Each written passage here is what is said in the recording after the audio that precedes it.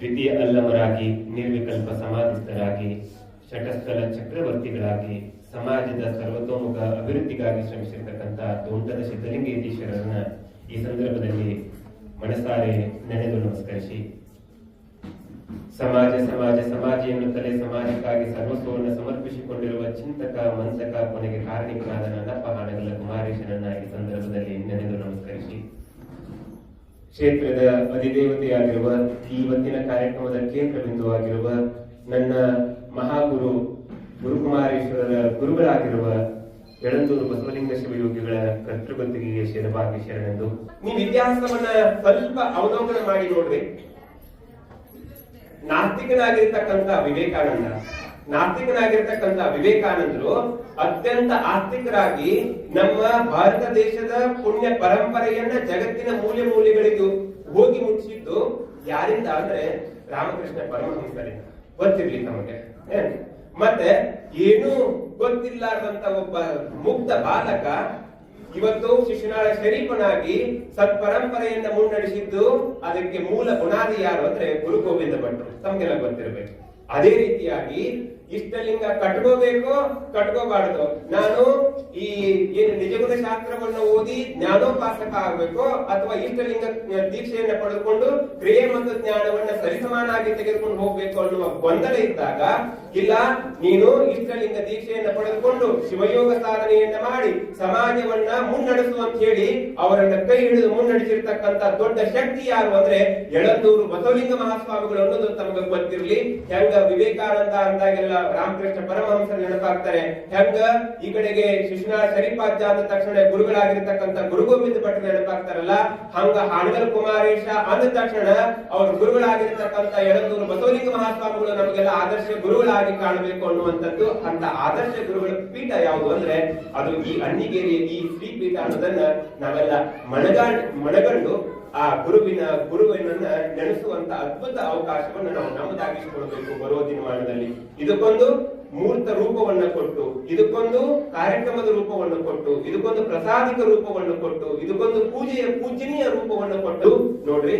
ಹಾನಗಲ್ ಕುಮಾರೇಶನ ಸಂಕಲ್ಪ ಏನು ಶಿವಯೋಗ ಮಂದಿರ ಆಯ್ತು ತಮ್ಮ ಗಮನಕ್ಕಿರ್ಲಿ. ಹಾನಗಲ್ ಕುಮಾರೇಶನ ಸಂಕಲ್ಪ ಶಿವಯೋಗ ಮಂದಿರ ಆಯ್ತು. ಹಾನಗಲ್ ಕುಮಾರೇಶನ ಸಂಕಲ್ಪ ಅದು ಅಖಿಲ ಭಾರತ ವೀರಶೈವ ಮಹಾಸಭೆ ಅನ್ನುವಂಥದ್ದರ ನಿರ್ಮಾಣದೊಂದಿಗೆ ಶಿಕ್ಷಣ ಕ್ರಾಂತಿ ಆಯ್ತು. ಇದಕ್ಕೆಲ್ಲ ಪ್ರೇರಕ ಶಕ್ತಿಯಾಗಿದ್ದಂತವರು ಯಳಂದೂರು ಬಸವಲಿಂಗ ಮಹಾಸ್ವಾಮಿಗಳು. ಈ ಚಿಕ್ಕ ಕೃತಿಯನ್ನು ನೀವು ಓದುವಾಗ ಅಕ್ಷರಶಃ ಕಣ್ಣೊಳಗೆ ನೀರು ಬರ್ತಾವ. ತಂದೆ ಸಮಾನವಾಗಿರ್ತಕ್ಕಂಥ ಗುರುದೇವರನ್ನ ನಂಬಿದ್ರು. ಎಷ್ಟು ನಂಬಿದ್ರು ಅಂದ್ರೆ ಹಗಲಿ ಕಂಡ ಬಾವಿ ರಾತ್ರಿ ಆಹಾರ ಅಂದ್ರು ಹಾರೋದಕ್ಕೆ ಸಿದ್ಧರಿದ್ರು ಯಾರು? ಕುಮಾರಸ್ವಾಮಿಗಳು. ಅದು ಯಳಂದೂರು ಬಸವಲಿಂಗ ಸ್ವಾಮಿಗಳು ಹೇಳ್ತಾರಂದ್ರ ಅದು ನನ್ನ ಜೀವನದ ಧ್ಯೇಯ ಕರ್ತವ್ಯ. ಅವರು ಕೈ ಬಂಡ್ ಮಾಡಿ ತೋರಿಸಿದ್ರೆ ಅದನ್ನ ತಲೆ ಮೇಲೆ ಹೊತ್ಕೊಂಡು ಮಾಡುವಂತ ಶಕ್ತಿ ಅದು ಕುಮಾರೇಶನಿಗಿತ್ತು. ಅವ್ರ ಮೇಲೆ ಅಷ್ಟು ಭಕ್ತಿ ಇತ್ತು.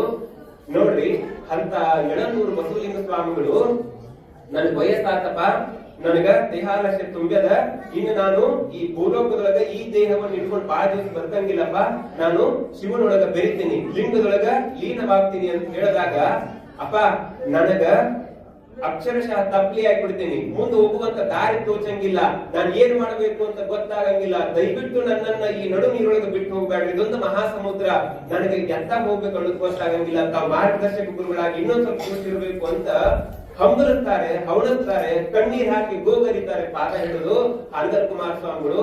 ಅವಾಗ ನೋಡಪ್ಪ, ಒಂದಿಲ್ಲ ಒಂದು ದಿವಸ ಬಿದ್ದು ಹೋಗೋ ಶರೀರವನ್ನ ಹಿಂಗ ನೀನು ನಂಬ್ಕೊಂಡು ಕೂಡಬೇಡ, ನಾನು ಹೇಳಿರ್ತಕ್ಕಂತ ಶಿವಯೋಗ ಮಂದಿರ ಸ್ಥಾಪನೆಯ ಕನಸು, ಸಮಾಜ ಕಟ್ಟುವ ಕನಸು, ಅದೇ ನಿನ್ನ ದಾರಿಯ ದೀಪವಾಗಬೇಕು, ನನ್ನ ಮಾತುಗಳೇ ನನ್ನ ಆಶೀರ್ವಾದನೇ ನಿನ್ನ ಶಕ್ತಿಯಾಗಿ ಮುನ್ನಡೆಸಂತ ಹೋಗು, ನನ್ನ ಬಗ್ಗೆ ಚಿಂತೆ ಮಾಡಬೇಡ ಅಂತ ಕೈ ಹಿಡಿದು ಮುನ್ನಡೆಸಿದಂತವ್ರು ಯಳಂದೂರು ಬಸವಲಿಂಗ ಸ್ವಾಮಿಗಳು. ಗೊತ್ತಿರ್ಲಿ, ಅದು ಯಳಂದೂರು ಬಸವಲಿಂಗ ಸ್ವಾಮಿಗಳ ಸತ್ಸಂಕಲ್ಪ.